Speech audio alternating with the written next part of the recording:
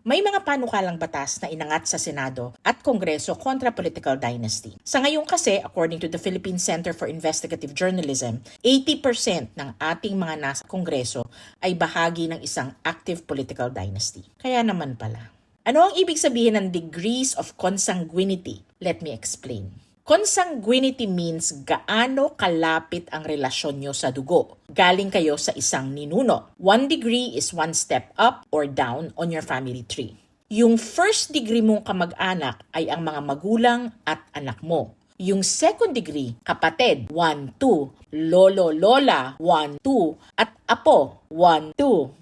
Yung third degree, apo sa tuhod, 1, 2, 3. Pamangkin, 1, 2, 3. Tiyo, tiya, 1, 2, 3. At lolo, lola sa tuhod, 1, 2, 3. Yung fourth degree, anak ng pamangkin, 1, 2, 3, 4. Pinsang buo, 1, 2, 3, 4. Kapatid ng lolo, lola, 1, 2, 3, 4. At lolo, lola sa sakong, 1, 2, 3, 4. Ayon sa panukalang batas, ang mga magkakamag-anak up to 4 degrees of consanguinity cannot take on national positions or positions in the same province in the same or consecutive election cycles, kasama rin ng mga asawa nila. Considering the corruption that has been exposed lately, gets nyo ba kung bakit may anti-dynasty provision ang 1986 Constitution? Yung conflict of interest at consolidation of decision-making powers among relatives in government ang dahilan kung bakit palaging naho-hold up ang inang bayan. Kawawa naman siya.